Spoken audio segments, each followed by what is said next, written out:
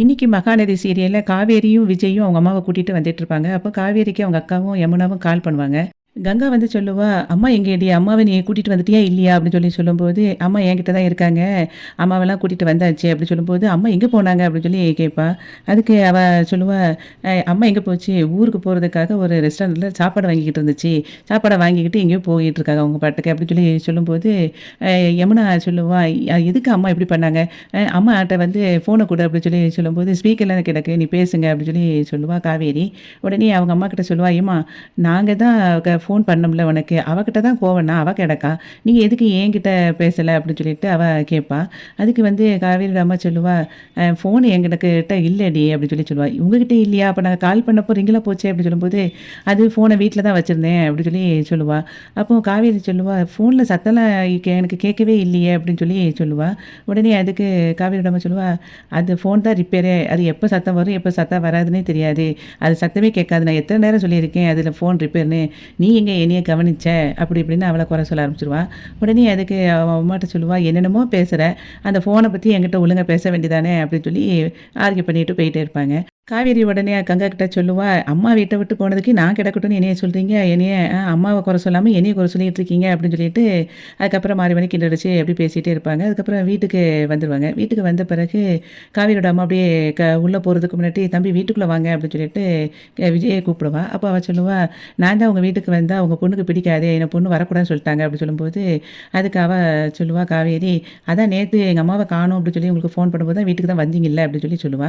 உடனே காவேரியோட அம்மா சொல்லுவா, "அப்ப நேத்து நான் இல்லாதப்பவே வந்திருக்கீங்கல்ல, அப்ப வர வேண்டியதானே தம்பி." அப்படின்னு கூப்பிடுவா.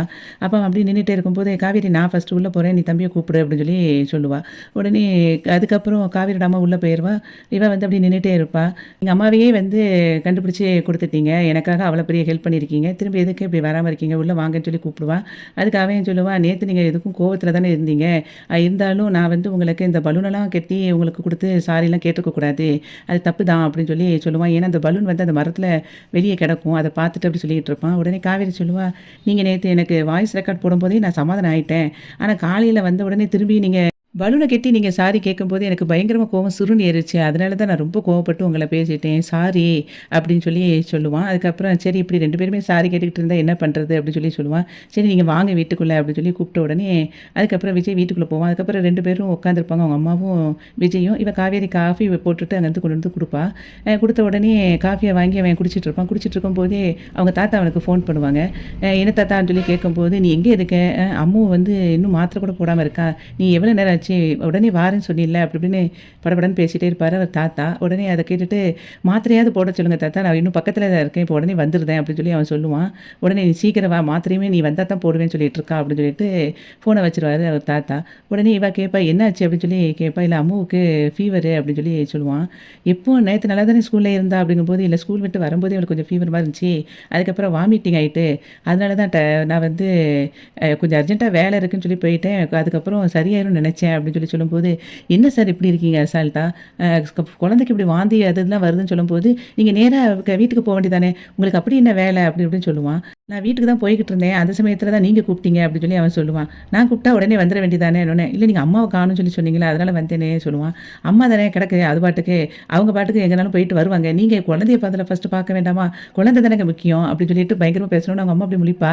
அதுக்கப்புறம் சொல்லுவா, "இப்படி குழந்தைய காய்ச்சலோட வச்சுக்கிட்டு இங்க வந்து உட்காந்துருந்துருக்கீங்களே, கிளம்புங்க சார் முதல்ல அவங்க குழந்தைய போய் பார்க்கலாம்." அப்படின்னு "நான் வெளிய நிக்கிறேன். நீங்க சீக்கிரம் காஃபிய குடிச்சிட்டு வாங்க." அப்படி அவங்க அம்மாட்ட சொல்லுவா, "ஏம்மா நான் போய் குழந்தைய போய் பார்த்துட்டு வந்துடுறேன்." அப்படி அவங்க அம்மாட்டயும் சொல்லிட்டு அவ போய் வெளிய நிப்பா. உடனே அவங்க அம்மா சொல்லுவா, "என்ன தம்பி இப்படி இருக்கா இவ? அந்த ஆக்சிடென்ட் ஆனதுலேருந்து இவ எப்போ எப்படி பேசுவான்னே தெரிய மாட்டேங்குது.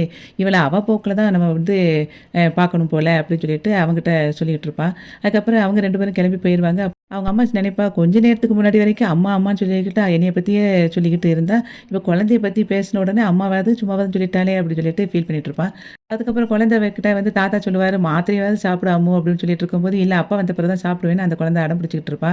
அந்த சமயத்துல இவங்க 2 பேரும் உள்ள போவாங்க. இவ காவேரி சொல்லுவா, "அம்மு ஏன் மாத்திரை சாப்பிடாம இருக்க?" அப்படி இப்படின்னு இருக்கும்போது, "இல்ல அப்பா வந்த பிறகு தான் சாப்பிடணும்னு நினைச்சேன்னோனே." "ஐயோ! குழந்தைக்கு ரொம்ப காய்ச்சல் கொதிக்குதே. நீங்க மாத்திரை குடுக்கணும்னு நினைக்கிறீங்களே, மாத்திரைக்கு முன்னாடி பாப்பா சாப்பிட்டாளா?" அப்படின்னு கேட்பா. உடனே அதுக்கு அவன் இன்னும் சாப்பிடல அப்படின்னு சொல்லும்போது, "மத்தியானம் லஞ்ச் சாப்பிட்டதுக்கப்புறம் ஒண்ணும் சாப்பிடலைன்னா மாத்திரை குடுத்தா நல்லா இருக்குமா?"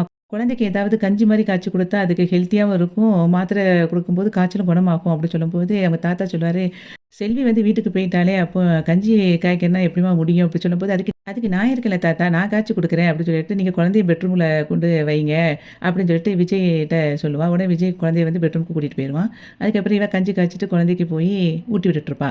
அத அவன் ரசிச்சு அப்டியே பார்த்துக்கிட்டே இருப்பான் விஜய். அதுக்கப்புறம் குழந்தைகிட்ட காவேரி சொல்லுவா, "சரி நல்லா சாப்பிட்டாச்சு. இப்ப வயிறு ஃபில் ஆயிட்டு, இப்ப மருந்து சாப்பிடுவோமா?" அப்படின்னு சொல்லிட்டு டானிக்லாம் குடுப்பா.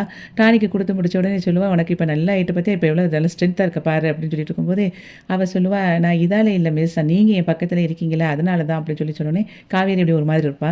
அதுக்கப்புறம் சொல்லுவா, "நீங்க என் பக்கத்திலேயே இருங்க மிஸ். காலையில வரைக்கும். நீங்க நைட்டு என் கூடயே இருங்க. நீங்க வீட்டுக்கு போகாதீங்க" அப்படின்னு சொல்லும்போது, விஜய் சொல்லுவான், "அவங்க வீட்டுக்கு போகணும்லடா. அப்படிலாம் சொல்லக்கூடாது" அப்படின்னு சொல்லும்போது, "இல்ல இன்னைக்கு என் கூடயே இருங்க. அப்பதான் எனக்கு காய்ச்சல் சரியாகும்" அப்படின்னு சொல்லிட்டு, "மிஸ் ப்ளீஸ் மிஸ்" அப்படின்னு சொல்லிட்டு காவேரி பத்தி கேட்பா. உடனே காவேரி சொல்லுவா, "சரிம்மா உன் கூடயே நான் இன்னைக்கு இருக்கேன்" அப்படின்னு சொன்னோனே, விஜய் அப்படியே ஹாப்பி ஆயிருவான். அதுக்கப்புறம் விஜய் சொல்லுவான், "சரி நான் வெளியவே படுத்திருக்கேன். எதுனாலும் என்ன கூப்பிடுங்க" அப்படின்னு சொல்லிட்டு, அவன் வெளிய உள்ள சோஃபால படுத்திருப்பான். இவ வந்து குழந்தை கூட சேர்ந்து படுத்திருப்பா. அப்போ விஜய் வந்து காவேரியை கூட கார்ல வந்தப்போ காவேரி கைய பிடிச்சது, அவள வீட்டுக்கு கூப்பிட்டது எல்லாத்தையும் அப்படியே நெனச்ச மாரி ஃபீல் பண்ணிட்டு ஹாப்பியா இருக்கிற மாரி இன்னைக்கு வந்து மகாநதி சீரியல் வந்து முடிஞ்சது. வீடியோவுக்கு ஒரு லைக் குடுத்து சேனல சப்ஸ்கிரைப் பண்ணுங்க. நன்றி.